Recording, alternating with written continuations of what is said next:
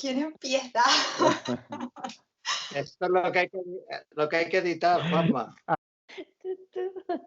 Ahí estamos. No sé por dónde estamos, pero estamos. Youtubers totales. Os planteé Ursula K. Le Guin y empecé a leer cosas de ella, eliminando los más conocidos por ver si podíamos entrar en algo un poco menos conocido de ella, pero sinceramente algunos relatos me parecía que estaban ya un pelín antiguos, otros ya habíamos hablado con motivo de Joanna Rus de la temática, con Philip K. Dick no tanto, pero bueno, me pareció que... Y encontré el contar es escuchar, o sí, me parece que contar es escuchar, y empecé a leerlo un poco porque me leo todo, y me pareció interesante, aun reconociendo que es una suma de artículos que ha debido escribir a lo largo de un poco de su vida y que los ha resumido. El libro es del 2004 y además está muy bien dividido. Esto me imagino que será la labor de edición en 4 apartados: las cuestiones personales, las lecturas, discusiones y opiniones, y sobre la escritura, ¿no?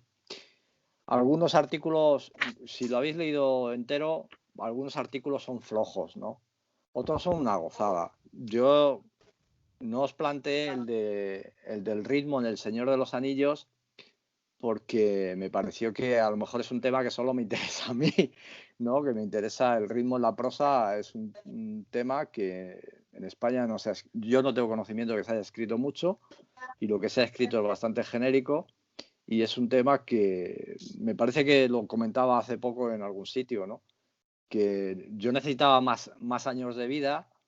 Uno era para determinadas cosas y una de ellas era para dedicarlo casi al estudio del ritmo de la prosa, ¿no? Y me pareció un buen artículo. Cogí dos artículos sobre la escritura que me parecieron muy interesantes. Uno de ellos, el de el escritor y el personaje, porque curiosamente me llevó a pensar en las grandes diferencias que había entre 2666 y los detectives salvajes, ¿no? Cosa que no me había planteado. Algunas veces la admiración por un escritor o por una escritura te lleva a que lo evidente se te escape, ¿no? Y entonces eso lo planteaba. A mí me parece que tal como lo plantea Ursula K. Le Guin, se podría enlazar en esa parte con Bolaño, ¿no? Y el segundo porque, bueno, yo creo que es interesante el de la pregunta, un poco para intentar entrar en lo que es el proceso creativo, ¿no? Del escritor. Y entonces elegí esos dos. Había algunos más. Me parece que cuando os mandé el correo, os hice un poco una selección de los que yo consideraba mejores por si os apetecía, ¿no? Entrar en ello. Y creo que, además, recordando que el libro del Zen en la escritura nos había dado bastante de qué hablar, ¿no? Pues dije, bueno, pues cojo algo de este libro y hablar de ello. Me pareció bastante interesante, ¿no? Entonces, bueno, ahora os toca a vosotros decir si os ha interesado, si no os ha interesado, o incluso si es motivo para una tertulia, ¿no? Esa era la propuesta que os planteaba. La verdad, bueno, creo que yo no me los he leído todos. Los que he leído me han parecido irregulares, ¿no? Porque, claro, tampoco los he leído en orden, por tanto, los bloques temáticos en los que está organizado, pues los he roto completamente. He cogido alguno de su vida personal y alguno de la escritura y tal, y entonces, claro, pues me han parecido irregulares. Yo creo que está bastante emparentado con el Zen en el arte de escribir. Hablan sobre temas muy parecidos y además los explican, pues, en los mismos términos, ¿no? También Ursula K. Le Guin también dice que hay que estar esperando la historia, guardando el momento adecuado, pero hay que estar preparado.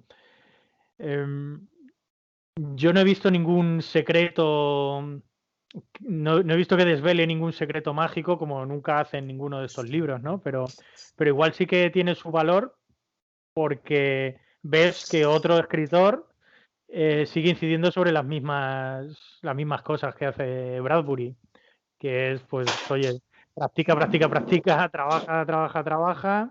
La historia en realidad pues aparece cuando estás listo para cogerla.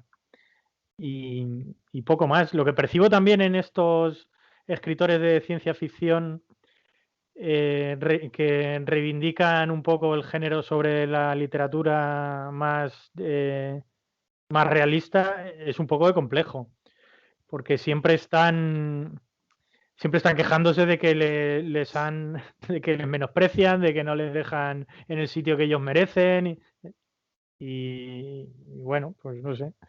Yo se lo decía a María José esta tarde, que vale, es que tampoco eres Follner, es que igual tú tienes que haces tu labor muy buena imaginativa, pero es que luego no te has metido en el aspecto literario, no te has metido tan a fondo como se han metido los que han dejado de lado la parte imaginativa. Y bueno, por no seguir extendiéndome con esto, pues os dejo a vosotros un poco vuestras impresiones. Sí, le da caña un poco al realismo esta mujer. Ya no sé en qué artículo, porque yo tengo un poco de cacao y no sé dónde bien, pero sí le da un poco de lo que, en el sentido que dice Juanma, de ser más fantasioso que realista. Entonces, bueno, no sabemos si Stendhal y esa gente realista francesa se me ocurre ahora mismo, pues con el tiempo no nos interesará. A mí de momento me siguen interesando 2 siglos después. No lo sé. Eso me parece que lo dice cuando lo de Borges, me parece. No, Y... en no. En la pregunta que más me hacen. Vale. Ya. Entonces, bueno, sí, ahí por ahí sí, pero bueno, a mí en general sí me ha parecido que es una escritora que apasionada de la literatura y que, bueno, que pues si ha escrito ciencia ficción, pues que yo no he leído nada, pues muy bien y sabe transmitir, yo creo, un poco su pasión y eso del ritmo que ha dicho Manuel también. De dónde sale la cosa, que dice la ola en la mente, en referencia a Virginia Woolf. Me gusta más eso que contar es escuchar. Y bueno, sí me ha parecido bien, pero bueno, un poco inclinado. Sí, que se mete un poco, que la realidad también está bien contarla. El realismo, que bueno, que también está bien. Aunque le critique un poco ella, creo que es lo que hace. Siempre a mí me resulta muy curioso, ¿no? El acercarme a los libros en los que los escritores hablan del proceso de escritura en sí mismo, porque no deja de ser una novela. Al final no sé lo que están escribiendo cuánto de sincero o no sincero es. Porque estaba pensando ahora, según estabas hablando Luis o Juanma, que resulta curioso que, entre comillas, se meta con los escritores realistas como poco escritores y a la vez ella denuncie en este mismo libro que no sean tomados en cuenta los escritores del fantástico o de la ciencia ficción. O sea, lo que estás pidiendo que te respeten a ti, no estás haciendo ese respeto hacia otros escritores. Y entonces me lleva a pensar por qué somos tan críticos, con la literatura y con los escritores, cuando al fin y al cabo es un arte más. No sé, probablemente porque es uno de los artes más presentes que tenemos, ¿no? No nos dedicamos desafortunadamente a ir a galerías de arte y ver cuál es el estado del arte de los nuevos cuadros o los antiguos cuadros. Y bueno, creo que habrá gente que lo haga, pero hay mucho menos gente que hace eso o que sigue la escritura que sigue la literatura. Y probablemente lo juzgamos más por eso o porque también, tal y como dice Úrsula K. Le Guin en el libro, es que la literatura nos hace sumergirnos mucho más en lo que leemos, ¿no? Nos afecta más. Ella hace la comparativa entre lo visual y lo escrito y lo narrativo y hace esa diferencia, ¿no? Como una película nos llega y sin embargo a un libro llegamos a él o algo así, ¿no? Sí, Nos metemos en él y probablemente es por eso, porque nos provoca tanto que al final, fíjate, con algo que nos da tanto también somos más duros y juzgamos más. No solo los lectores, sino también los propios escritores. Y al final llega un momento en el que me planteaba, bueno, es que es un arte, ¿no? Ya está. O sea, da igual. Da igual que estés escribiendo de una cosa o estés escribiendo de la otra. O sea, cuando la propia Ursula K. Le Guin ha ido evolucionando según... Vamos, no puedo hablar como si la hubiera leído. Sería... porque no solo he leído de ella este libro al que nos ha acercado ahora Manuel. Pero he estado viendo el documental que os dije que había en la biblioteca de Filmin y hace un poco de barrido sobre su trayectoria y cómo ella misma va cambiando la aproximación que hace a la literatura y en el final de su carrera o en un momento más avanzado se aleja de la escritura más de ciencia ficción y más también del mágico y pasa a algo más realista y pasa incluso a cosas más autobiográficas, aunque muy bañadas también de fantasía. O sea que, bueno, yo creo que al final tenemos que tratar como arte y eso sí, como arte te puede gustar o te puede no gustar, te puede llegar o no, independientemente de la categoría del libro que tengamos delante. La verdad que me ha gustado mucho, yo he disfrutado, porque creo que va destinado más al escritor que al lector, no sé, me da eso. Y contar es escuchar y yo he escuchado con mucho agrado su ensayo. He sentido que leía a una maestra sabia y generosa porque ofrece cantidad de consejos y de técnicas, recursos y herramientas para escribir, para entender el oficio de la escritura. Y sí, es un placer leerla para mí, por lo menos en este ensayo. Me pasa como a María José, que yo no he leído nada de ella, aunque sé que es una escritora de género fantástico, pero no sé nada más. Y bueno, me gusta el lenguaje coloquial que utiliza, de fácil comprensión, también muy preciso y riguroso. Su cinismo sexagenario, que así lo llama, porque es inteligente, es agudo y permite conectar enseguida con ella, en mi caso, no sé vosotros. Cuando, por ejemplo, la presentación me gusta mucho, cuando ironiza diciendo soy un hombre y dice algo así como que cuando por fin inventan a las mujeres yo comienzo a envejecer o algo así. La presentación es muy... Sí, está bien, es muy irónica, totalmente irónica. Muy irónica. Y eso está bien explicado, se nota la importancia que le da al ritmo, a la necesaria coma, que en algún sitio lo pone, lo de la coma, que es muy importante, el respeto que tiene por los personajes y por la narración. Sobre todo porque valora mucho la imaginación al ser su género y dice que es imprescindible la imaginación, que es la herramienta más útil que posee la humanidad, algo así dice, y que cuando leemos una historia nos reunimos en un acto de imaginación, de la imaginación. Y bueno, dentro de todos los artículos que hay, yo me los he leído todos, me ha gustado algunos más que otros. Por ejemplo, Cuestión de confianza me ha gustado bastante.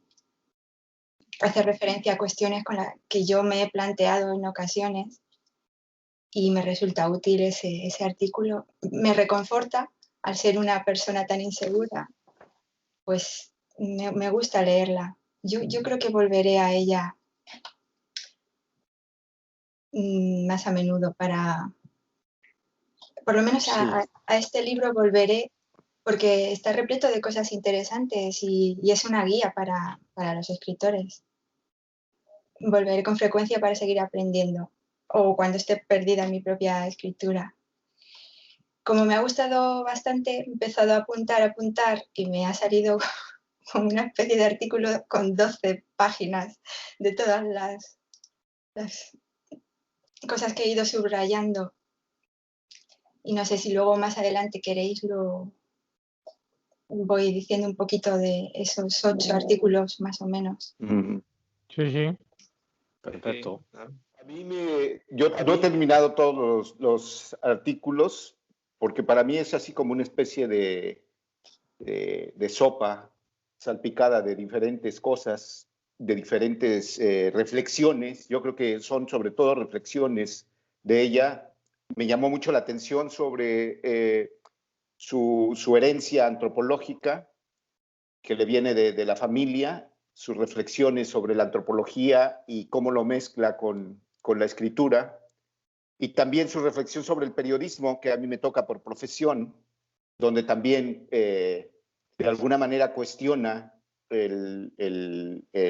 o reflexiona, más que cuestionar, cuestiona muchas cosas, muchos aspectos, pero reflexiona sobre algunos de ellos que son y han sido clásicos de la materia, como la objetividad, como la intersubjetividad, etcétera, cómo se plantea una persona, ya sea escritor o un periodista, el objeto o sujeto de estudio, ¿no? Y eso me llamó la atención y se me hacen reflexiones muy válidas y muy lúcidas. También me llamó mucho la atención cuando encara en uno de los ensayos o artículos, se plantea el papel que ha tenido le llama como la reflexión sobre el género humano, pero desde el punto de vista de género masculino y femenino, ¿no? Toca a Darwin, lo señala ahí para reflexionar sobre la conducta, sobre lo que teorizan los científicos, sobre cómo se hace ese papel, y eso también me llamó la atención. No lo he terminado todo, me parece muy válido, son los artículos que efectivamente mueven a que uno ponga el ojo en esos temas y trate de confrontarlos con la realidad o con lo que uno piensa de ello y ver si se ajustan a eso o no. Y habrá unas cosas en las que efectivamente uno esté más de acuerdo o no con ello, ¿no? Pero el planteamiento inicial que ella pone ahí, la reflexión que ella hace, sirve para eso. Y de eso ya me gustó el conjunto de artículos. Yo, la verdad, tampoco he leído su obra. Ahora estoy motivado a ver cuál es en sí ya su producción literaria, cuando menos 1 o 2 libros para confrontar sobre esas reflexiones que ella hace en sus artículos, ¿no? Para ver qué tan válidos son o medir qué tanto es de cierto o qué tanto no. Pero me gustó el libro. Lo voy a terminar. Planteabais lo del realismo. Ahí lo que hay una cuestión de fondo que no es tanto la separación entre realismo y fantasía, ¿no? Yo creo que el realismo, tal cual, sí que tiene su punto de imaginación. Pero hay una parte, es una discusión muy antigua dentro de la literatura, ¿no? Desde siempre, desde Aristóteles se dijo que la literatura o el arte es imitación, mímesis, y entonces el concepto que ella está en contra es de imitar. Entonces, cuando habla de realismo, habla del realismo que imita simplemente lo que ve y no intenta meter ese elemento que ella cree básico del escritor, que es la imaginación. Entonces, no está. Yo creo que también debe haber un problema de traducciones, ¿no? Porque ella lo llama realismo modernista y no entiendo. El modernismo es un movimiento que concretamente coge a su gran escritora como es Virginia Woolf. Está dentro de ese modernismo. Entonces no me he perdido, pero sí entiendo, porque lo dice concretamente, que entre la imitación y la fantasía se decanta por la fantasía. Entonces, sí le molesta, como decíais, claro que existan los escritores y luego los escritores de género, ¿no? Pero y ella sabe que está incluida dentro del género, ¿no? del género concreto de ciencia ficción o llamémosle como sea. Pero en concreto la discusión sobre el realismo, ¿no? La elección de los dos artículos era básicamente porque creo que toca temas de técnica, en parte, ¿no? Y yo creo que esa era lo importante. En cuanto al escritor y el personaje, seguramente no aporte mucho acerca de lo que hemos hablado otras veces. Puede que en sentido global no, pero a mí me parece que hace unas disquisiciones puntuales muy interesantes, ¿no? Que el personaje es fundamental dentro de una novela, eso lo hemos hablado muchas veces. Si no tienes personaje, no tienes novela, por mucho que quieras. Entonces, pero ¿cómo va ella haciendo en esas pocas páginas, cómo lo va desgranando el proceso? Me ha encantado, por su claridad y por su sencillez, ¿no? Y lo mismo que hace luego en la pregunta que más me han hecho. La pregunta que me han hecho yo creo que se podía resumir prácticamente en 3 páginas. Cuando dice cómo creó ella uno de sus obras, el relato, no sé si lo recordáis, habla de cómo creó el relato, se llama así la obra, que es algo que se le ocurrió sobre una cuestión en China, que iba a desaparecer el taoísmo, con el que ella estaba muy ligado, ¿no? No me interesa el tema en absoluto, pero sí me interesa cómo desgrana. Entonces esa parte de técnica es la que más me ha gustado. Y en concreto en el escritor y el personaje, porque creo que no solo dice que el personaje es importante, sino que hay que tener en cuenta los motivos y el destino. Y es una frase muy cortita, es una frase muy cortita. Y para cuando escribes es necesario no perderlo de vista. ¿Qué motiva a un personaje para avanzar y hacia dónde va? ¿Qué destino le das? Y esos son, ahí podría, si eres capaz, tal como ella dice, primero de crear una persona. Fijaros que primero dice que hay que crear una persona, porque todavía no es personaje. En el momento que para que sea personaje tienes que dar distancia y entender que pertenece a otro mundo diferente. Entonces, ella cuando ya ha tomado distancia, ya empieza a llamarle personaje y entonces hay que buscar sus motivaciones, su destino y su voz. Si tú te metes con tus ideas, si tú te metes con tu voz, ella ya lo dice, estás condenado a que el personaje se mueva como una marioneta. Y yo creo que fue justo en este momento cuando dijo que el personaje se moviera como una marioneta, fijaros, ahora voy a decir, a lo mejor vais a decir, es una butade, total. Fue cuando dije, ahí va, la gran diferencia entre los detectives salvajes y 2666. En los detectives salvajes hay 2 personajes esencialmente casi marionetas, que son Arturo Belano y Ulises Lima, están manejados por el escritor, mientras que los detectives en 2666 no veo a Bolaño, veo personajes. Entonces, en ese punto es en el que yo entré en otra dimensión que es la que me apetecía compartir a nivel de tertulia con vosotros, ¿no? Que era esa diferencia que encontraba entre los detectives salvajes y 2666. En los detectives salvajes hay 2 personajes marioneta. Si nos escuchara o si me escuchara Bolaño, seguramente me pegaba un estacazo en la cabeza. Y en 2666 yo sí que veía personajes por todos los lados, ¿eh? Me puse a pensar en las partes de 2666 y los escritores, los críticos, me parecían todos personajes. Amalfitano y Rosa Amalfitano, personajes. Oscar Fate, personajes. La parte dedicada a los asesinatos, totalmente. Y Archimboldi, es que asistimos a su proceso de creación, totalmente, durante toda la obra. Entonces, fue precisamente en ese momento cuando me di perfectamente cuenta de la diferencia, que otras veces habíamos hablado un poco por encima, ¿no? A mí me gusta más uno, a mí me gusta más otro, pero no habíamos entrado a ese debate. Entonces, por eso yo me hice esa reflexión. Perdona que me haya avanzado bastante en la historia, pero quería explicarlo un poco, ¿no? Esa era mi idea de lo que me servía la lectura de Ursula K. Le Guin, ¿no? Y por qué Bolaño la manda 2 cartas y no solo una, en el espíritu de la ciencia ficción. Y además, una de las cartas es una carta totalmente de pregunta continua, ¿no? Entonces, esa fue un poco la reflexión que me llevó. Aparte que me gusta el artículo por su sencillez. Me gusta Úrsula, me parece que lo ha dicho Ana, por su claridad y por su cercanía. Sí. Dentro de... Entonces, por eso ahora os dejo. Perdonad, bueno, perdonad, no, estamos en una tertulia, no es en una clase. Esto es una tertulia para compartir opiniones. Pues es interesante eso que dices de los detectives salvajes, porque la primera impresión que yo tuve al leerlo fue justamente qué cantidad de personajes hay en esta novela.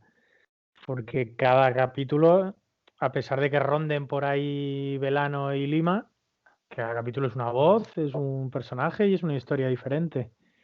Pero sí que es verdad que los otros dos están muy atados a la vida. Bueno, en realidad sí que da la impresión de que todo tiene un puntito autobiográfico y un puntito documental también de la gente que rodeaba a Bolaño en los años de México. Eso sí puede ser. Pero es una pregunta que me hice también y ahora que tú lo has hecho. Yo creo que si ojalá hubiera vivido Bolaño, ¿no? Y esto sí que es ciencia ficción. Yo creo que el personaje de Arturo Velano y Ulises Lima estaba agotado. Ya no lo iba a volver a tocar. Yo creo que ya no lo iba a volver a tocar. Y fíjate que cojas los textos que cojas de Bolaño, la mayoría de las veces aparecen bien con esos nombres o incluso con otros, ¿no? Entonces, yo creo que ese salto cualitativo que supone 2666. Es verdad que hay muchos personajes en Detectives Salvajes, muchos, pero todo gravita en torno a los 2 pivotes centrales que son Arturo Velano y Ulises Lima, ¿no? Entonces eso, por eso a lo mejor me he extendido, pero hay muchos personajes, claro que hay muchos personajes, sí. Entonces, toda esa reflexión, he seguido pensando en esta historia que me lanzó Úrsula en relación con Bolaño.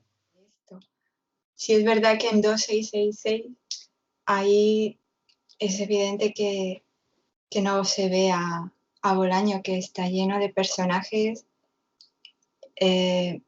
No sé por qué siempre se me quedó más grabado Faye, esa parte que fue la que más me gustó, quizá por las descripciones o porque era un poco más poética, no sé, se me quedó más grabada. Y me parece una novela de estas que son totales. Vemos cómo crece Archimboldi, ahí cómo se crea prácticamente. Vemos un montón de cambios porque la parte de los crímenes yo sigo sin entenderla y no sé. Esa novela me gusta mucho, me gusta cómo está construida y cómo ha respetado Bolaño el tema de personaje y escritor, se ha echado a un lado, ha creado los personajes, eso está bien. Pero yo es que creo que, o sea, creo que lleva razón, que es verdad que los detectives se ve mucho a Bolaño, pero yo creo que era su intención en esa primera época era generar un universo a su alrededor y inevitablemente tenía que estar ahí. Y está ahí, está en Estrella Distante, está en Amuleto, está en todas esas novelas de los poetas estos del DF. Entonces sí, es cierto que son 2 personajes instrumentales realmente, porque son los que te están dando pie a que el resto de personajes aparezcan por el libro. Porque, no sé, yo creo que él asume que él está ahí, tampoco cambia mucho su nombre, tampoco se esconde mucho. Y es un personaje, es que tampoco es un personaje, no son personajes contaminados por el autor de una forma involuntaria, como dice Úrsula K. Le Guin que hay que evitar, ¿no?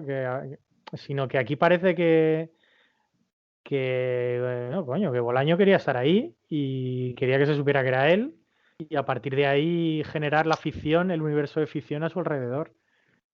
Pues que se distancia un poco él no sé, mediante el humor y la ironía, sobre todo en los detectives salvajes, pienso yo. Yo creo que Bolaño era consciente de todo lo que hacía y bueno, y ahí toca un poco la autoficción, que está desde los 2000 hasta ahora está en boga, el mismo Vilamatas, y ahí él hasta llega a reírse. Es los detectives salvajes, Ulises Lima. Si os acordáis, dando vueltas con Octavio Paz por el Parque Hundido, pues es un poco qué está haciendo este. Y también hablando él con un editor, Arturo Velano, como si fuera drogado, fumado, sí, fumado era.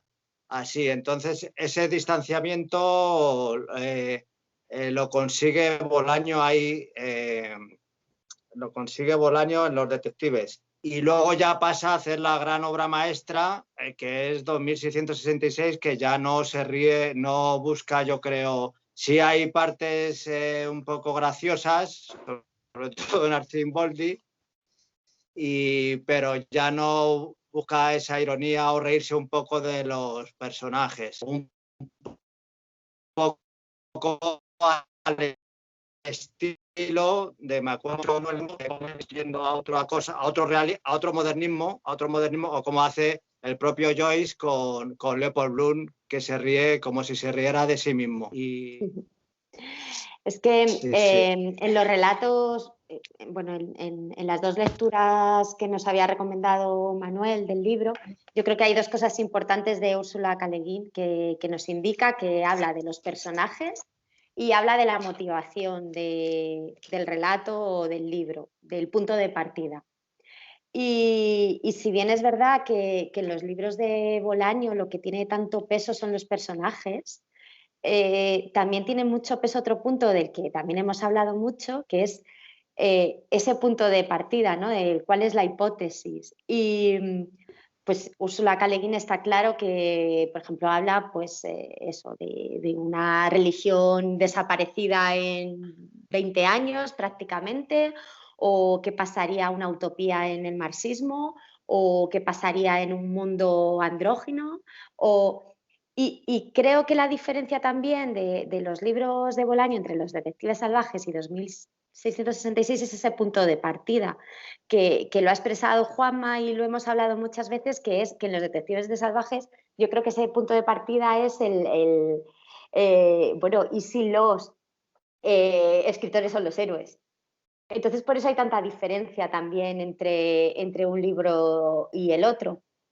Me cuesta más ver la motivación global de 2666. No sabría decir si existe, no sabría decir ahora mismo cuál es ese punto de partida. Quizá lo hemos hablado menos, pero creo que en el caso de Los detectives salvajes lo hemos, y con toda esta imaginería, ¿no? que monta Bolaño alrededor suyo, yo creo que sí que hay una motivación muy clara y por eso esa que no la vemos en 2666 marca también una diferencia muy grande en cuanto al contenido y en cuanto al desarrollo de los personajes también. Perdona un momento, esta Úrsula, María José, la motivación de 2666 para mí es el mal, es reflejar el mal total del puñetero siglo XX, sobre todo desde la Segunda Guerra Mundial, y ya es más o menos. Y en Los detectives está hablando más de la pura literatura, empezando por las vanguardias y tal que tuvo en su momento, sí, con la misma protagonista a la que van a buscar, sí. Entonces eso, yo creo que eso, ya está, no está. Que la motivación del 266 es reflejar el puñetero mal de la mitad del siglo XX, última del siglo XX, que continúa increciendo bajo mi punto de vista. Sí. Pues a mí me llama la atención la reflexión que hace Úrsula K. Le Guin sobre el proceso creador en una de de los artículos que se llama Hechos y o más ficción. Ahí cita una reflexión al poeta Gary Snyder, dice sobre la escritura, y dice así: en el escritor entran cosas a montones, no las notas apuntadas en un cuaderno, sino todo lo visto y oído y sentido a lo largo de todo el día, todos los días. Un montón de basura, desechos, hojas muertas, brotes de patatas, tallos de alcachofas, bosques, calles, cuartos en barriadas, cordilleras, voces, gritos, sueños, susurros, olores, golpes, ojos, pasos, gestos, el toque de una mano, un pitido en la noche, el ángulo de la luz proyectada sobre una pared en habitación infantil, una aleta que surca las aguas residuales. Todo ello se acumula en el contenedor personal del fertilizante del poeta y ahí se combina, recombina, cambia, se vuelve oscuro, pútrido, fecundo, hasta convertirse en humus. En esa mezcla cae una semilla. La tierra la alimenta con la riqueza que la compone y algo crece. Pero lo que crece no es un tallo de alcachofa, un brote de patata, un gesto. Es algo nuevo, un todo nuevo, es algo inventado.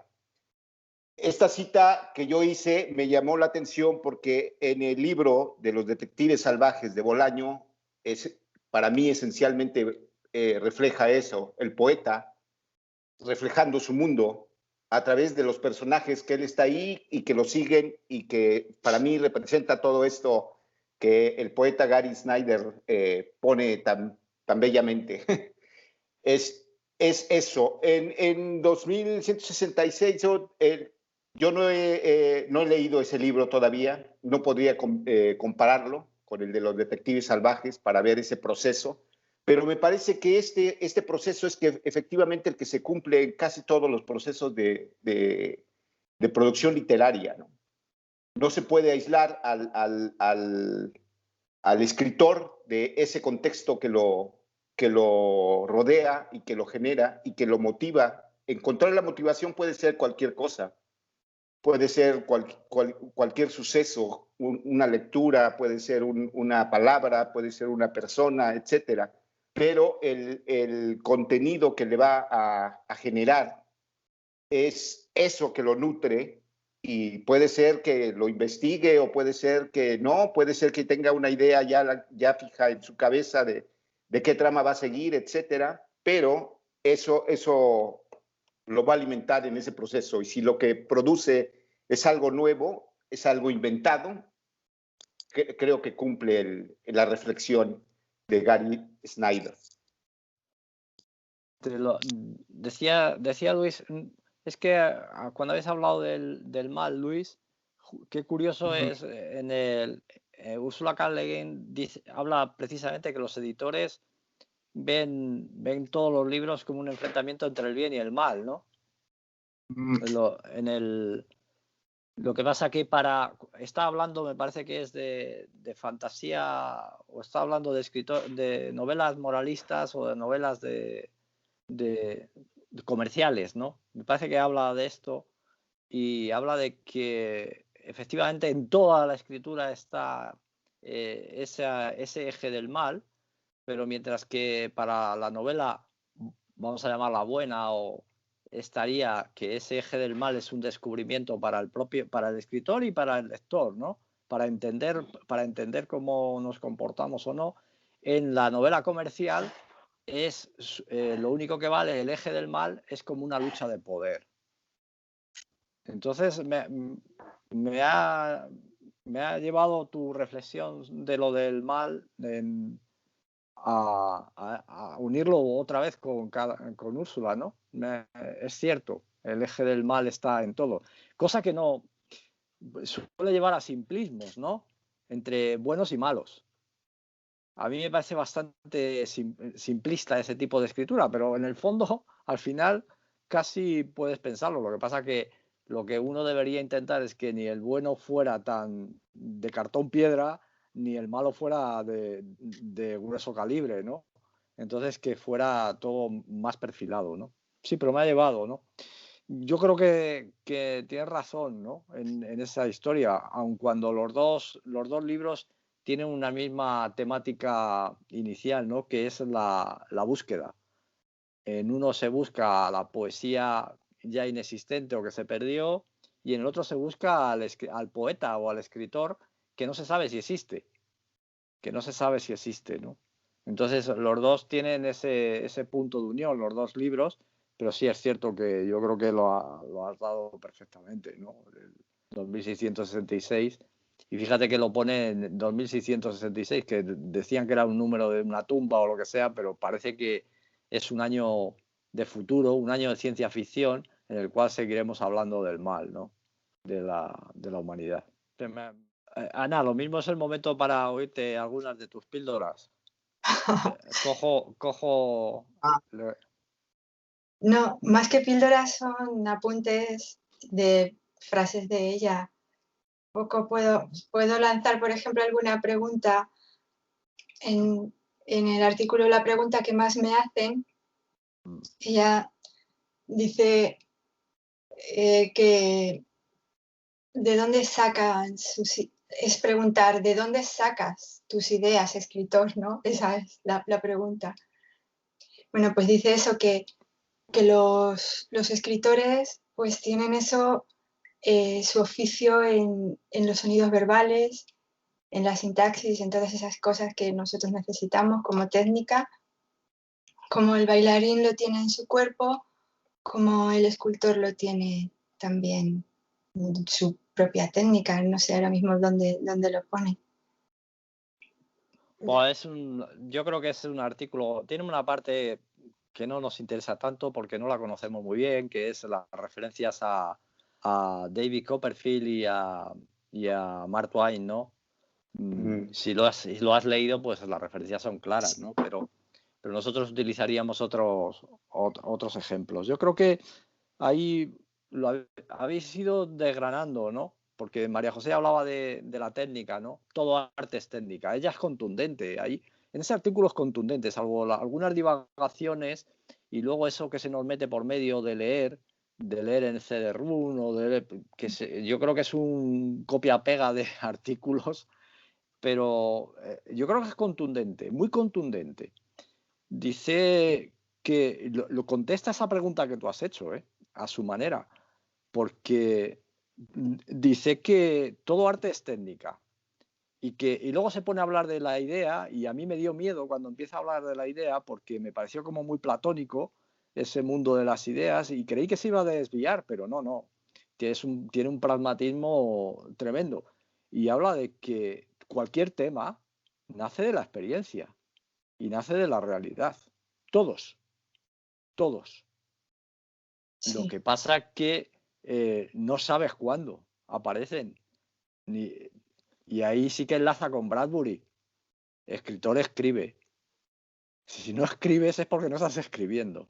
Entonces escribe y ya está. Entonces a mí me parece que contesta. Lo que pasa es que lo hace, además va poniendo los pasos. Primero está la realidad. De la realidad y experiencia viene la idea. Y la idea tiene que pasar por la mente. Y ahí sí que entra la imaginación, que la transforma completamente y la da visor de fantástico o fantasía, llamémosle como queramos. Y luego ya entran las palabras. Esa frase que me encanta, que la he subrayado 20 veces, la ficción es el resultado de la imaginación que elabora la experiencia. Sí. Me parece, ahí se explica todo el artículo. Es que todo lo que habla sobre la ficción es esclarecedor para diferenciarlo por completo, ya de una vez por todas, ¿no? Pero no solo ilumina la experiencia, sino que llega a transformarla. Entonces, esa sería lo básico, la diferencia entre un periodista y un escritor, ¿no? Escritor de prosa. Que el periodista tiene que reflejar la experiencia tal cual y nosotros pues imaginamos en torno a ella, ¿no? Entonces yo creo que sí que contesta con una claridad tremenda. Sí, además el ejemplo que pone yo creo que, como dices, es muy claro, en el que habla pues como la experiencia al final tiene que ser modulada por la imaginación y todo eso, que es decir, bueno, a ver, ¿qué tipos de experiencias creéis que vivimos aquí nosotros? O sea, Virginia Woolf, ¿qué vida fantástica ha realizado si ha estado básicamente encerrada en una habitación, ¿no? A mí eso me A mí hizo mucha gracia. me ha gustado mucho este artículo en la parte en la que habla justamente de esto, porque lo deja bien claro desde el principio.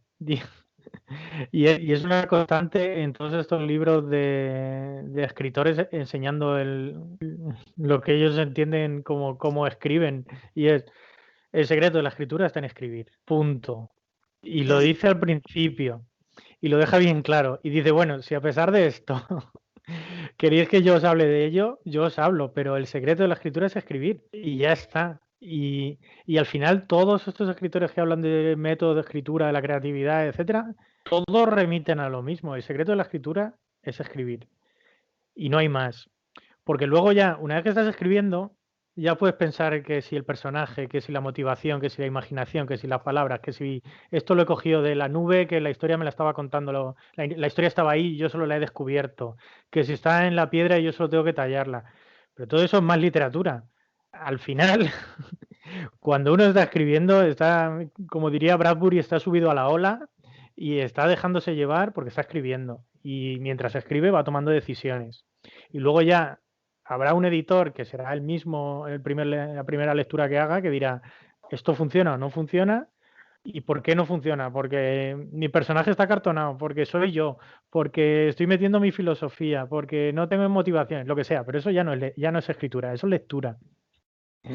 La primera escritura es escribir.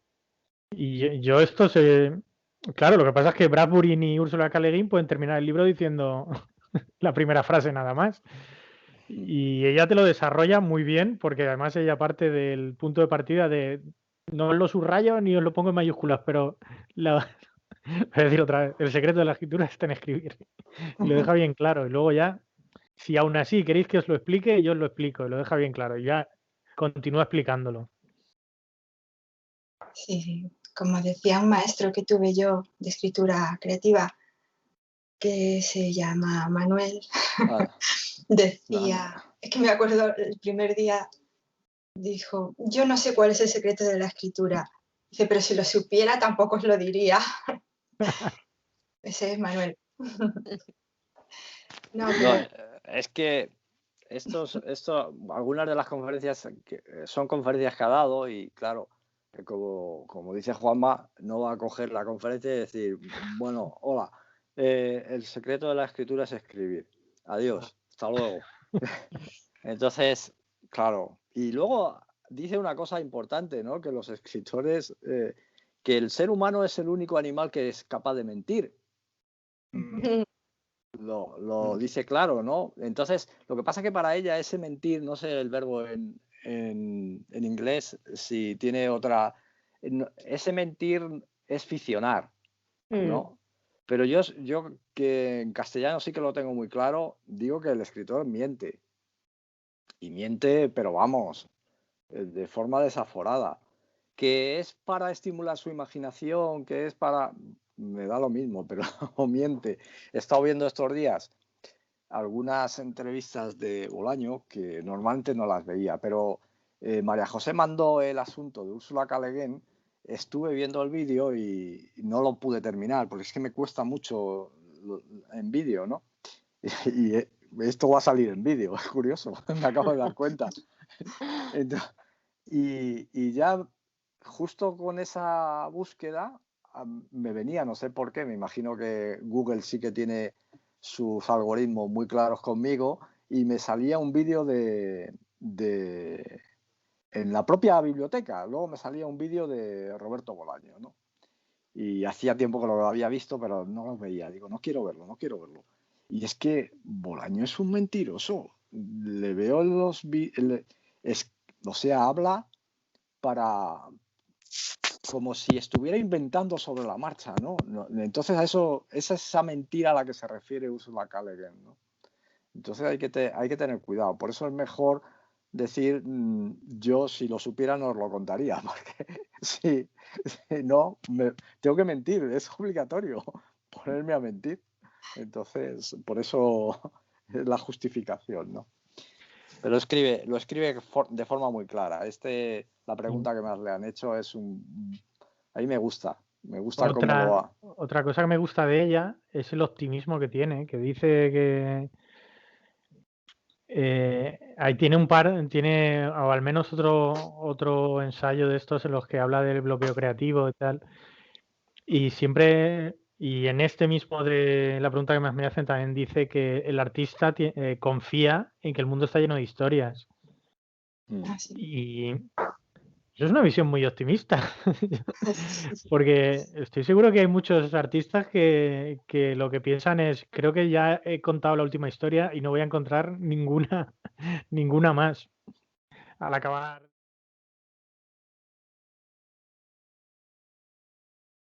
Contar es escuchar, donde rescata precisamente, hace una crítica a la literatura un poco así general, pero dice de una manera que es un poco arrogante pensar que los escritores que llevan mucho menos tiempo escribiendo la palabra se llenen así un poco de ese tipo de arrogancia, cuando lo primero ha sido contar y escuchar, cuando ha sido la oralidad, cuando ha sido el transmitir las ideas a través por cientos de años, a través de boca en boca.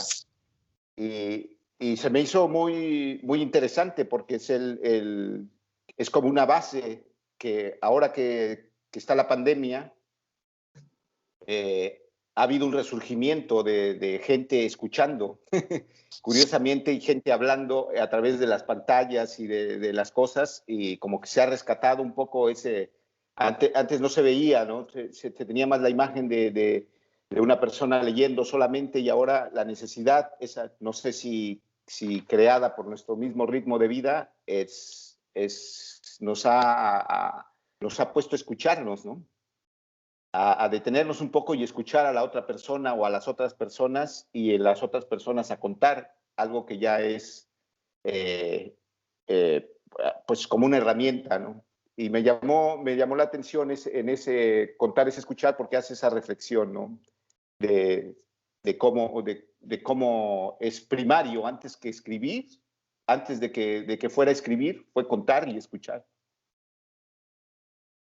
Hombre, la oralidad es fundamental en la historia de la literatura.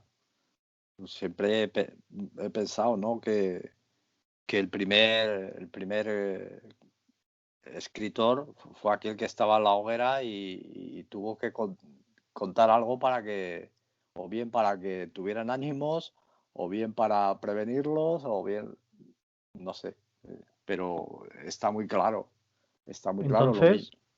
perdona, Sí. acaba. No, es una idea. Claro, pensando en esto y en lo que ha dicho María José antes, citando la parte en la que habla del CD-ROM y las películas, ¿qué pensaría Úrsula K. Le Guin de la literatura oral y de la oralidad, en la que ya no estableces un vínculo con el libro y la palabra escrita, sino que te sientas y la historia viene a ti, como las películas? Bueno, de hecho es curioso eso, porque en el ritmo en El Señor de los Anillos, ella dice, he leído 3 veces El Señor de los Anillos en voz alta, porque una vez por cada uno de los hijos que yo tengo, ¿no? Sí. Y al fin y al cabo sí, por eso lo ha sacado a colación, ¿no? Pero supongo que es distinto, ¿no? Ella, yo creo que entiende que en la oralidad sigue estando la fuerza de la imaginación del que escucha, de una manera muy potentemente presente, mientras que en el vídeo ya hay menos espacio, ¿no?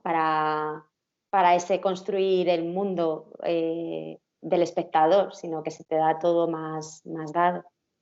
Uh-huh.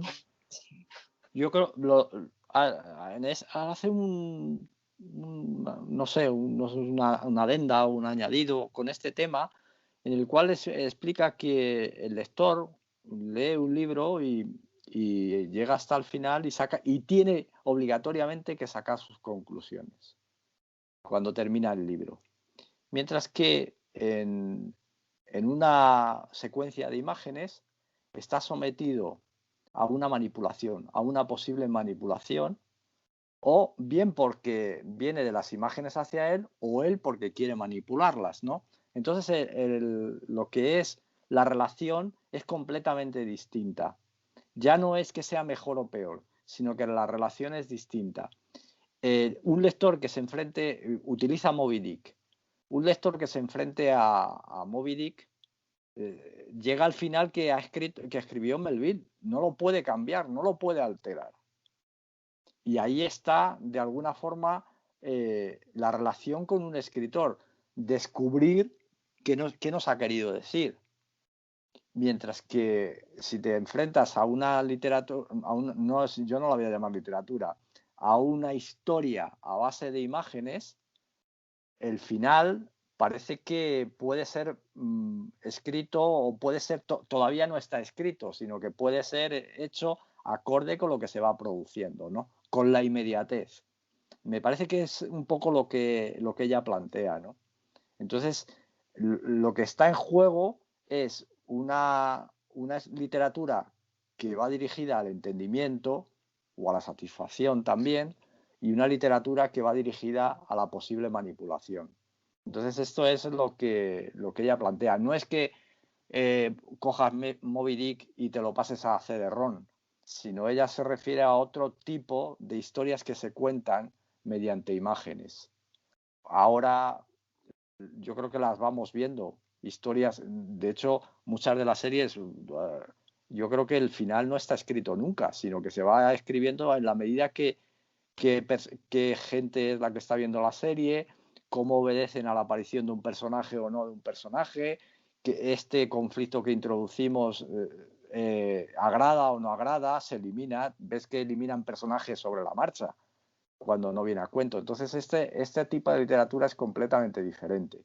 Hay una interrelación basada, según Úrsula, en la manipulación, más que nada.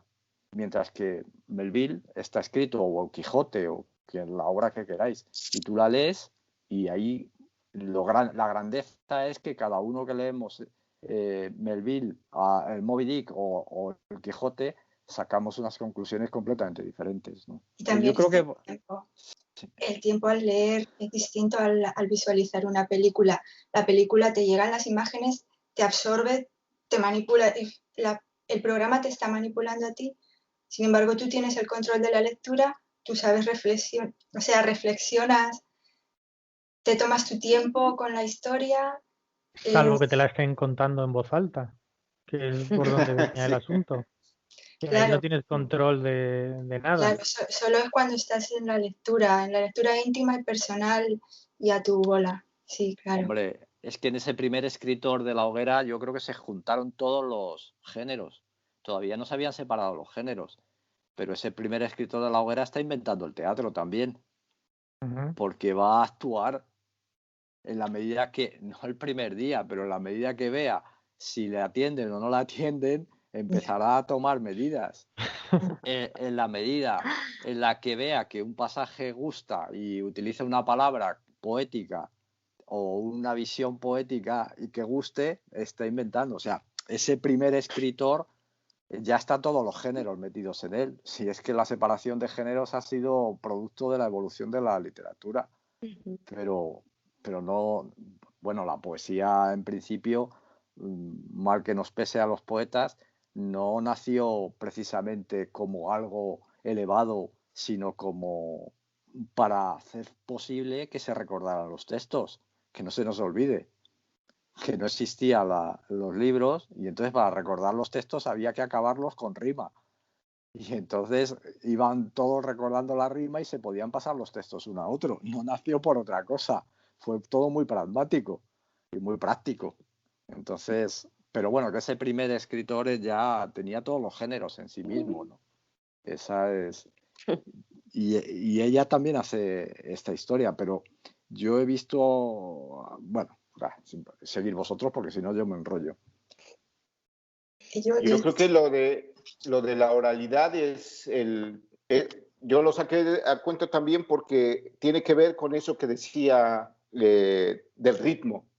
la voz, las cosas que se hacen con la voz. La oralidad tiene como decías, Manuel, algo de teatro. Efectivamente, el contar en una hoguera o donde sea, contar algo, tiene un impacto también visual con la gente que está ahí. No tiene un alcance masivo porque es reducido a unas pocas personas, pero es el impacto el que lo hace. Lo de manipular, a mí me parece que eso es esencial en cualquier escritor o en cualquier contador. Ordena y hace las cosas de una manera que él quiere, y eso es manipular. O sea, el ordenar las cosas y ponerlas en un escrito o en un cuento o en un guión para cine, etcétera, de tal manera estás manipulando, estás queriendo dar tu versión o lo que tú quieres contar. Entonces, me parece que eso es esencial en cualquier tipo de comunicación. No va a haber pureza de sentido, ¿no? Todo tiene un sentido y el que lo está creando le está dando ese sentido. Para mí eso es algo fundamental, no sé, pero podemos debatirlo.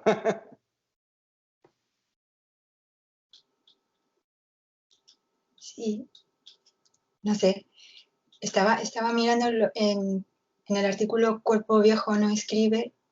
Ahí Úrsula dice que el cuerpo es la historia, más o menos, y que es la voz la que la cuenta.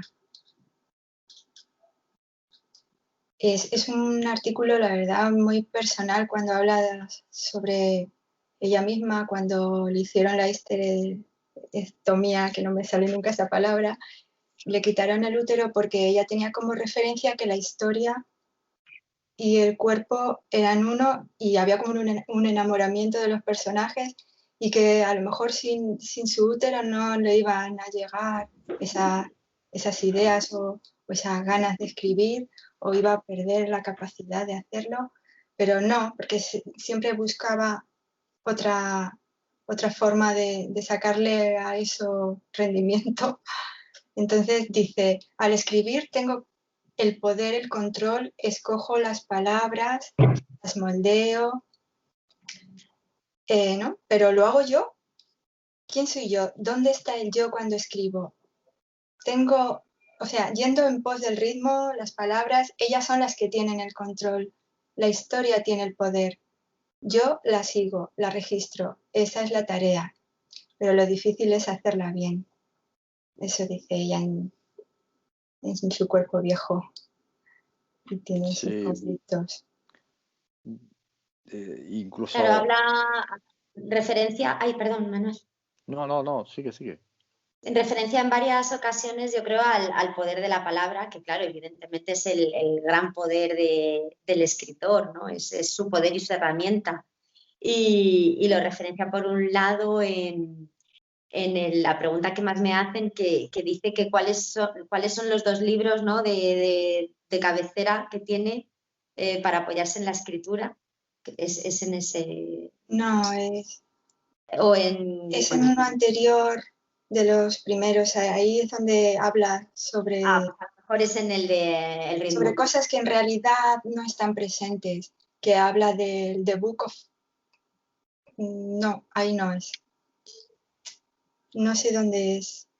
El caso es que uno es el de las palabras, ¿no? El del libro de la etimología y de las palabras en inglés.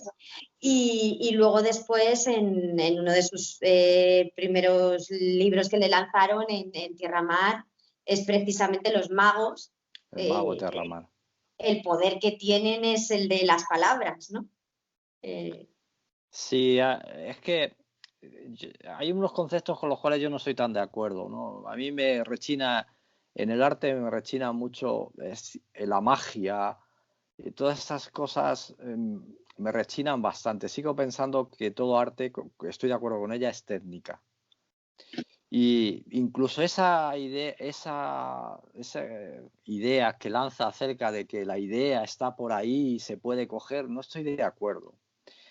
Yo pienso, por ejemplo, en el Ulises, y la idea que es un individuo que sale una mañana y que tiene que hacer todo lo que tenga que hacer posible para no pillar a su mujer que se la está pegando. Esa es la historia, esa es la idea. Joder, qué tontería. Pues claro que es una tontería, porque lo importante, donde va a surgir la magia, es en la estructura que tú le des y sobre todo en las palabras. En las palabras. Pero no la magia que tiene el escritor, que yo no creo en eso, sino la que el lector va a coger y va a descubrir porque ha unido esas palabras, ¿no? Entonces, hay conceptos que a mí me cuestan mucho en el arte porque le rodean de un halo como inefable y no estoy muy de acuerdo. No es que haya que coger y decir es que somos picapedreros, porque no es cierto, no nos manchamos, no nos gastamos, pero yo estoy más cerca de que hay que pulir la técnica, hay que trabajarse la técnica y aunque luego me ha dejado pensativo porque hoy no me di cuenta el primer día que lo leí, ¿no? Pero hoy he echado ojeada en las notas y demás y me he visto que había subrayado esa nota de Virginia Woolf de que todo el estilo no es otra cosa que ritmo, ¿no? Y me ha dejado paradísimo porque el estilo para un escritor, y de hecho una de las cosas que más me han preguntado, yo creo cuando en el tiempo que he dado clases, sobre todo en el primer año de clases, ¿no? Que cómo se cogía estilo y cómo puedo yo desarrollar mi propio estilo y qué estilo tengo, preguntas que me hacen, ¿no? Y cuál es el estilo. Y me ha dejado sorprendido porque la tenía subrayada, pero no la he seguido. Entonces, el estilo es ritmo, y el ritmo son palabras, secuencias, repeticiones, aliteraciones, no es otra cosa, ¿no? Bueno, era un poco por seguir vuestro hilo, lo que pasa que yo me desperdigo, hoy tengo la sensación de que me desperdigo bastante. Sí, al hilo del Ulises, yo que sí he leído Un mago en Terramar, diré que tiene muchísima más imaginación el Ulises que Un mago en Terramar, por muchos magos y mundos enterrados en agua que haya. Pero vamos, en un capítulo de Ulises hay toneladas de imaginación. Entonces, hacen mal estos escritores de género en quejarse de que la gente no valora la imaginación, como si fueran los poseedores en exclusiva del talento de imaginar. No es así. Y Sí. yo soy muy defensor del género, pero... Sí, yo también. Y además, hombre, no me gusta que los encasillamientos, pero me parece que el género contribuye pues a entender, sobre todo para la gente que está fuera, de alguna forma les sirve para entender. Lo que pasa que eso normalmente suele llevar al encasillamiento. Pero estoy totalmente de acuerdo contigo que la imaginación del Ulises es brutal. Es de los libros, seguramente, como le pasa también a Melville con Moby Dick, que es otro gran libro. Y la imaginación no es más que el proceso por el cual, bueno, ya lo habías dicho tú, Ana, moldeamos la realidad. La moldeamos a nuestro antojo. Lo que pasa es que luego hay que contarlo. Y ahí está la dificultad. Ahí está la dificultad porque las palabras se nos vuelven en contra la mayoría de las veces, pero la imaginación del Ulises es que... El capítulo 15. El capítulo 15 del Ulises es pura técnica hasta teatral, ¿no? Y claro, y esa imaginación, a ver, yo no he leído Terramar, pero bueno, a ver, en ese capítulo, vamos, es un viaje a todo el interior de Leopold Bloom, a todo el exterior. Y vamos, desbordante. Y ahora me doy cuenta de que también es una especie de... Ya me he dicho, joder, a otros que también es naturalismo. La mente, meterte en la mente de Ulises, de Leopold Bloom, también es una forma yo qué sé, es imaginación y naturalismo, realismo natural, guión naturalismo. No lo sé, me estoy yendo un poco de la historia. El capítulo 15 es la hostia del Ulises, imaginativo. Sí, en el barrio de las putas, sí, de Dublín, sí. Vale. Es que yo recuerdo, por ejemplo, el relato de Arthur C. Clarke, por ponernos en algo. Y bueno, él imagina una cápsula, él imagina navegando por el espacio. ¿Eso es imaginativo? Sí es imaginativo. Pero a mí no me parece que eso sea el prodigio de la imaginación. Sin embargo, tal como me señalasteis muchas veces, Leopold Bloom cagando es la tralla, esa escena de imaginación. Y Leopold Bloom en la iglesia, mirándole las pantorrillas a la feligresa e imaginándose todo lo que se imagina, ahí sí que es un despliegue de la imaginación. O en la playa, o cuando va a la playa, que es un... Sí. Entonces, ahí sí que me parece un prodigio de imaginación, ¿no? Entonces, no necesariamente porque te vayas a siglos venideros, al futuro, o a viajes interestelares, tienes más imaginación que uno que se queda en la calle, no sé, en Manuel Becerra, o yo qué sé, o en la Gran Vía. Yo, el Ulises, se me ha pasado a decir asociado a la técnica de escritura. Claro, ¿qué es eso? Es que ahí es donde marcan la diferencia entre unos y otros. La técnica de Jay Joyce es la hostia, en plata, sí. Claro, o la de Bolaño, sí. Joder, es que Bolaño, contándote la historia de Archimboldi, desde que empieza allí, se mete al agua y es como una larva, hasta que cuando descubre el libro, los libros, cómo se desdobla luego en otro personaje, cómo... Sí, ahí hay una imaginación increíble. A mí, otra reflexión que me traía leyendo el libro de Úrsula es que, claro, en el proceso de escritura, pues eso, habla del ritmo, habla de dónde viene la idea, de los personajes.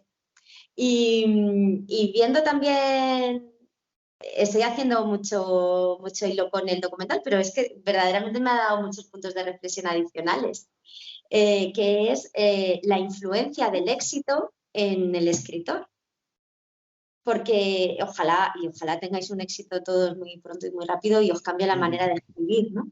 Pero, claro, yo veía esa evolución de Úrsula como escritora, en la cual tú estás durante 20 años escribiendo solo en tu casa, mandando, pues eso, los relatos, los cuentos a revistas, a editoriales, tal, y recibiendo nada más que esas pequeñas cartas de rechazo, ¿no? En el que te dice, pues, escribes muy bien, pero no hay público para ti. Básicamente es lo que recibe. Y de repente hay un salto, ¿no? Por lo que sea, pues apareces en el lugar justo, en el momento justo, o con la historia que alguien cree en ella.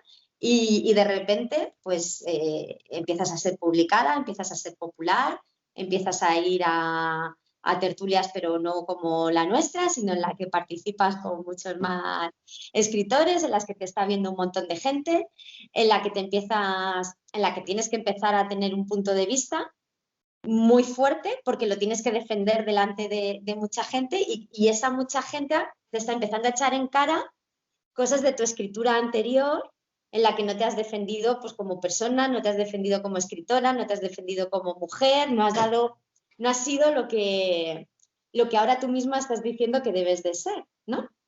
Y entonces empiezas a escribir otros libros. Evidentemente todos estamos influenciados, ¿no? Por todo, por el momento histórico en el que vivimos, nuestra propia evolución, porque como personas evolucionamos, evidentemente, no somos los mismos que hace 20 años y nuestros pensamientos no son los mismos.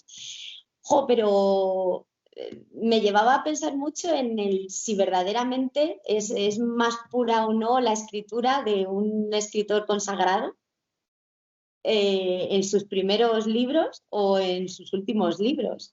en esos últimos libros, cuánto de verdaderamente del escritor hay o cuánto está ya poniendo lo que se espera, en cierto modo, de él. Hombre, el escritor está ahí, lo que pasa es que el escritor ha cambiado en este caso que estás diciendo. Lo que tampoco se puede pretender es que el escritor no cambie a lo largo de su vida. Claro.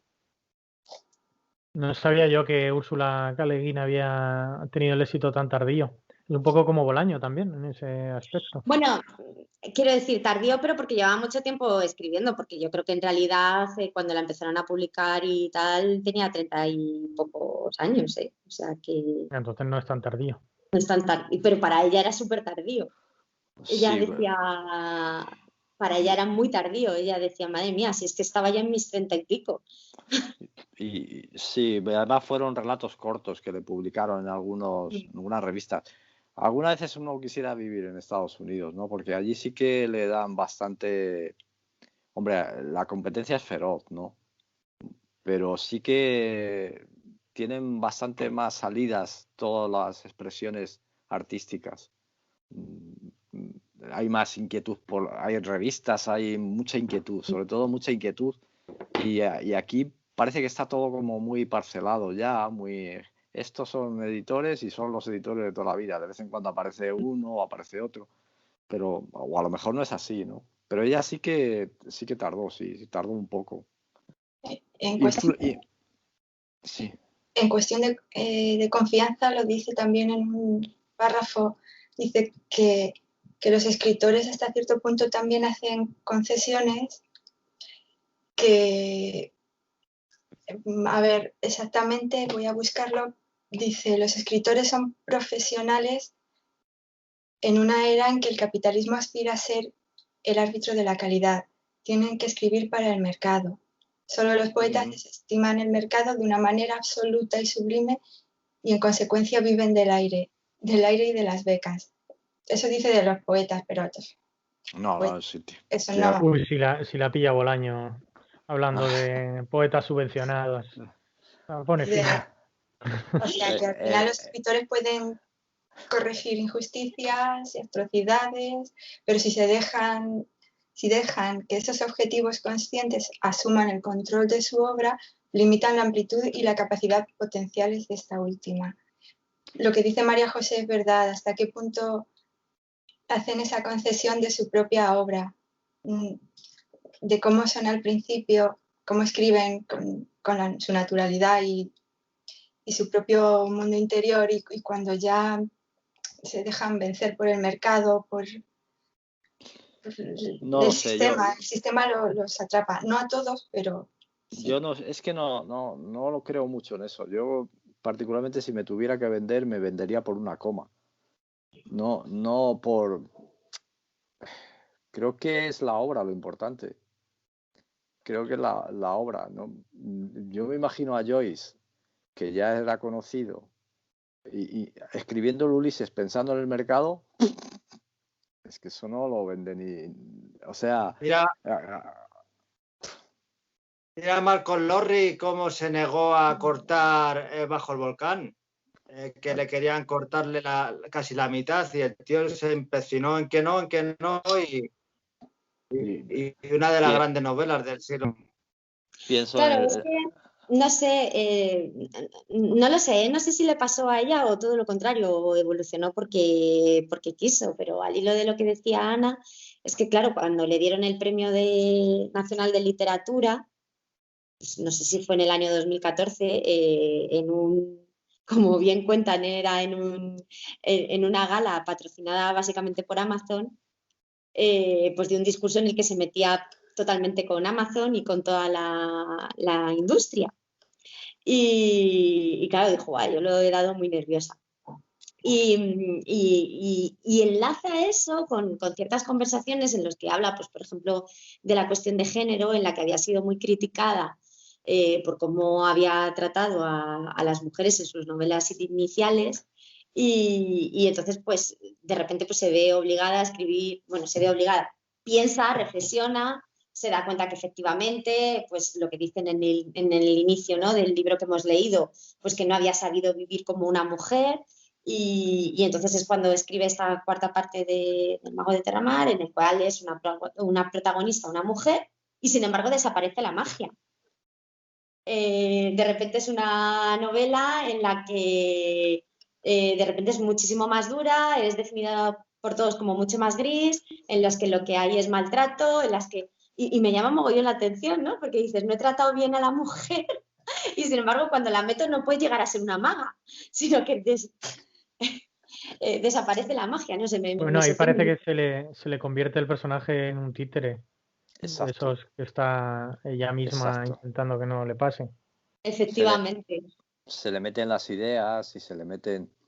Porque hablamos de la escritura, de la influencia de lo comercial en la escritura, ¿no? O del mercado, que es principalmente, pero también, y esto lo vivo en propia carne, la de la ideología. También te hace pues cambiar cosas o no ser tan natural. Entonces, pero es que, claro, es que tendríamos que ser totalmente puros a todos los niveles y entonces, claro, la No vida no existe. nos dolería, no nos dañaría. Y no juzgar, y es muy difícil, pero no juzgar ideológicamente el libro que estás leyendo. Y eso es súper complicado, ¿no? Porque no nos... Buah, eso es complicadísimo. Eso es complicadísimo, claro. Yo tengo autores ahí que no he leído porque eran unos nazis. O sea que, fíjate, a Vargas Llosa dejé de leerle porque es un fascista. Así de claro. Ya, sí, es posible separarse al final. ¿Está bien eso? No. Pero yo me quedo más a gusto con San Luis. O sea que... Pero Y eso es está lo bien. más importante. Yo creo Claro. que, ¿cómo se llama? Que estamos hablando, yo ahora que veo, por ejemplo, algunas lecturas que hice cuando era adolescente o cuando estaba más grande, más adulto, y regreso a ellas, ya no son lo mismo. O sea, el escritor evolucionó y el lector también evolucionó. O sea, no es solamente el escritor, somos todos los que participamos en ello. Entonces, el contexto ya no es el mismo. Lo que estaba diciendo Úrsula y que tú lo retomaste, Manuel, la experiencia es la que te hace. Y esa experiencia es la que no es la misma que tienes a los 20, a los 30, a los 40 que a los 50 años. Entonces, por lo tanto, no puedes acercarte al autor ni a su obra de la misma manera, ¿no? Así como puedes reconocer en el Ulises una obra genial con ciertas características, habrá otras personas que digan, bueno, sí, está bien, pero no es para tanto, ¿no? Me parece que fulano de tal o sultano de tal, que es más actual o más cercano a mi experiencia, hace un mejor papel. No sé, por decir algo. No, pero yo creo que es verdad y es algo subjetividad. maravilloso porque hace que te puedas, ya muchas veces lo he hablado con Juanma, revisamos la lista de los libros que nos hemos leído en los últimos 15 años y yo muchas veces le digo, mira, podría volver a empezar, los siguientes 15 años podría estar leyéndome los mismos libros, primero porque tengo muy mala memoria y segundo porque soy tan diferente de todo, o sea, como ya no solo como persona, que a lo mejor no he evolucionado nada, ¿no? Pero a lo mejor sí como lectora. No lo sé. Bueno, ahí permitirme un consejo. Solo los grandes libros aguantan una segunda relectura. Eh, Ahí se nota cuáles son los grandes libros. Sí. De verdad, esto no es grandilocuencia, ¿eh? Solo los grandes libros aguantan una segunda lectura y empiezas a descubrir cosas nuevas. En otros, pues lamentablemente, que te entusiasmaron cuando tenías X años, si lo vuelves, solo con empezarlo dices, Pero es que ya está. tengo la suerte que gracias a vosotros siempre leemos libros muy buenos. No te creas que bueno, yo pienso en el de Confesiones de un artista de mierda y de verdad me pareció Yo tengo la lamentable. teoría de que al pasar de los años, ya ninguna de las obras que viste, que en su momento fueron lo que tú pensabas una super obra, cómo marcó mi vida, ya no es lo mismo. Tengo la teoría de que puedes regresar a una segunda lectura y encontrar las pepitas de oro que tiene esa narración o que tiene ese libro, pero que le sobran 100 páginas o qué sé yo, 20 o 10, ya no es lo mismo. Ya rescatas lo esencial o lo que realmente tú, que ya también cambiaste, puedes utilizar para tu propia realidad, ¿no? Pero ese es mi... Depende no, del libro. No, yo ahí difiero, no sé. He tenido una experiencia con un... Normalmente siempre hablaba mucho en los cursos, y me habréis oído vosotros, ¿no? Acerca de Stendhal y el rojo y el negro. Para mí me parecía un pedazo de libro, ¿no?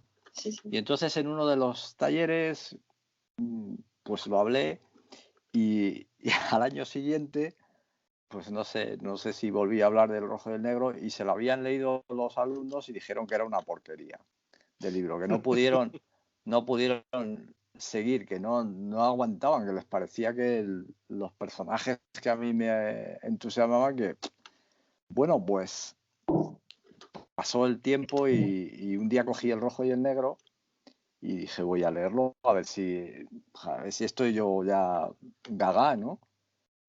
Y joder, me emocionó. No, me pareció una lectura maravillosa, con lo cual difiero de mis alumnos, cosa que me encanta, y me emocionó por completo, ¿eh? O sea, tuve que dejarlo porque en unos momentos es que era pura literatura. Lo que yo entiendo, ojo. Entonces, volver sobre... A lo mejor es porque lo tengo magnificado, ¿eh? Cuidado. Y tenían razón los alumnos. Pero es que yo con el tiempo he visto que en literatura, tener o no tener razón es una gilipollez.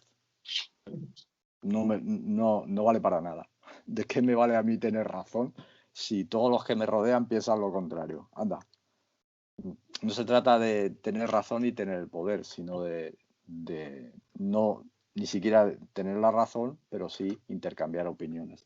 Y el rojo y el negro me pareció maravilloso, es más, que me pareció una obra. Entonces, Joaquín, yo la experiencia que tengo es que las grandes obras se leen en cualquier momento de tu vida, en cualquier momento. Y lo que pasa es que tú te tienes que hacer tu catálogo o tu listita de grandes obras, porque eso sí que es cierto. Para cada uno de vosotros, grandes obras eran unas y otras diferentes, ¿no? Pienso en autores. A mí Stevenson me sigue pareciendo uno de los grandes escritores de la literatura. Y veo empiezo a leer La Isla del Tesoro y me lo paso genial. O el Dr. Jekyll, ¿no? Y entonces cada uno tendréis que haceros vuestra lista. Pero sí que creo que no importa la edad. Si es un gran libro, vuelves a él y es un reencuentro siempre gozoso. Siempre gozoso. El que empiezas a decir, oh, ¿y qué di cuenta ahora? ¿Y qué dice? Ahí sí que es distinto. Pero los grandes libros no, ¿eh?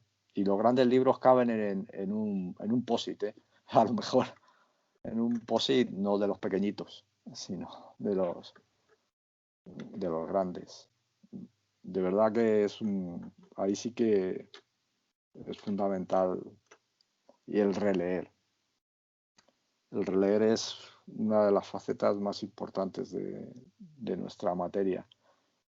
Pero Úrsula también lo dice, ¿no? Que todos los escritores nos apoyamos en los hombros de otros escritores. Y tienes toda la razón. Tiene toda la razón. No porque hagamos un plagio, porque no se trata de hacer un plagio, pero es que en todos los escritores, ¿quién no ve en la literatura moderna, desde el Ulises hasta aquí, quién no ve muchos escritores modernos influencia del Ulises o influencia de Kafka, de esos tres grandes pilares que hay, Proust, Kafka y Joyce. A partir de ellos, y en la literatura femenina, Virginia Woolf. Y lo mismo que hay que saber desengancharse de ellos. Hasta en determinada edad te lees, no sé, yo recuerdo que me leí de chaval todo Baroja. joder, luego me costaba desengancharme de su mirada y de buscar otro libro y que no leerlo tapizado por él. Ahora no puedo, ¿ves?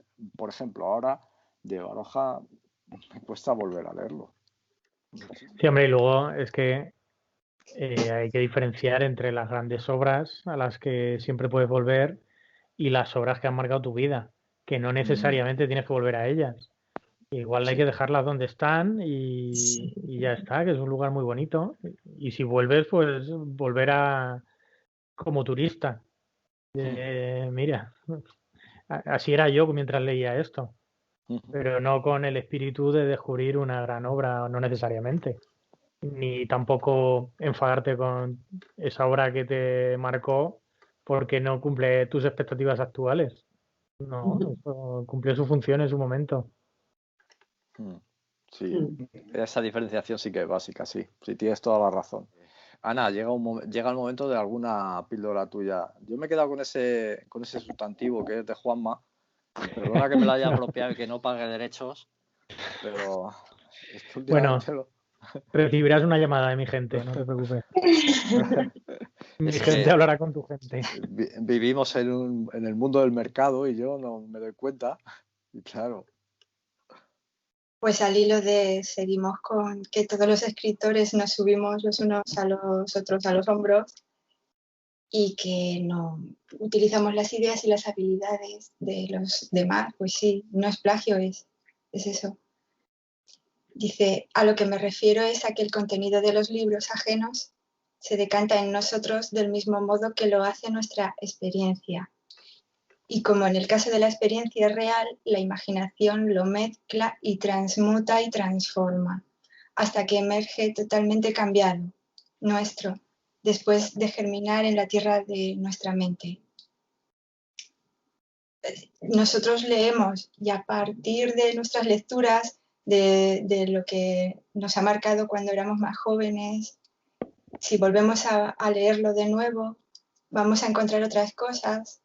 Sí, pero es la imaginación la que termina transformándolo y nuestra experiencia real, la que lo va cambiando después de pasar por nuestra mente.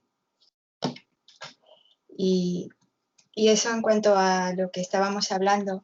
Pero es que ahora he encontrado ya, María José, esos dos libros que no encontrábamos. Uno de los libros que los llama Las tías. Hay que tenemos tías, abuelas estimadas, queridas, sabias y buenas. Uno es el libro El Chin o el libro de los cambios, que es como la anciana visionaria que ha vivido hasta dejar atrás los hechos, un ancestro tan viejo que habla en una lengua distinta. Y el otro es el New English Dictionary o Historical, el OE, o algo así, que es un diccionario de inglés, que no es un Aleph, pero si se busca bien contiene todo lo que se ha dicho y puede decirse. Y bueno, este es el artículo en el que habla de cuando se juntaron en Buenos Aires en el 37 una noche, se juntaron Silvina Ocampo, Borges y Bioy Casares y se pusieron a hablar de literatura fantástica. Y ahí fue cuando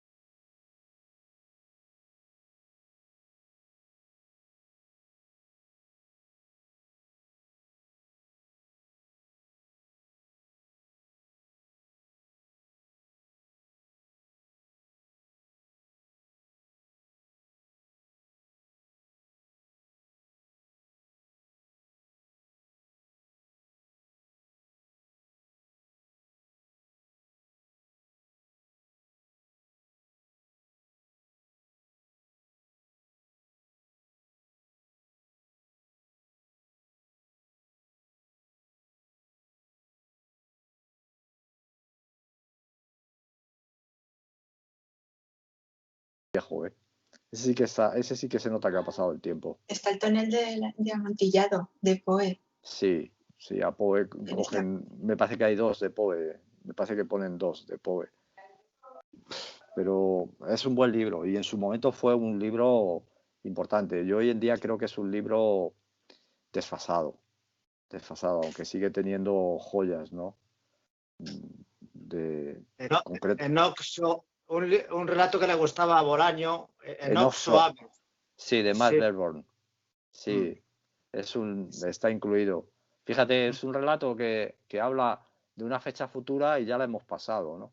Enoxo Ames habla de alguien que está citado para el 2000, eso para 1967 o algo así, no me acuerdo la fecha, y ya la hemos pasado.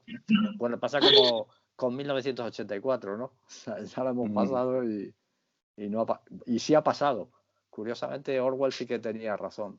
Orwell sí que sigue vigente. Para mi gusto, ¿eh? Sí. Orwell, y vamos. Sí. Orwell es yo creo que sí. El mayor visionario, yo creo, a día de hoy, viendo todo, más o menos, ahí generalizando, y sí. Para mí, vamos, 1984 es total. Bueno, pues si queréis ya, como no me gustaría dejar pasar un poquito del ritmo del Señor de los Anillos. Ese capítulo es tremendo. Sí, porque me gustaría preguntar, cuando dice, me parece un error pensar que los relatos avanzan siempre hacia adelante. La estructura rítmica de la narración semeja tanto un viaje como una arquitectura. Las grandes novelas ofrecen no solo una serie de sucesos, sino un lugar, un paisaje imaginario que habitamos y al que podemos regresar. Y sobre todo sobre eso que dice de el vuelco del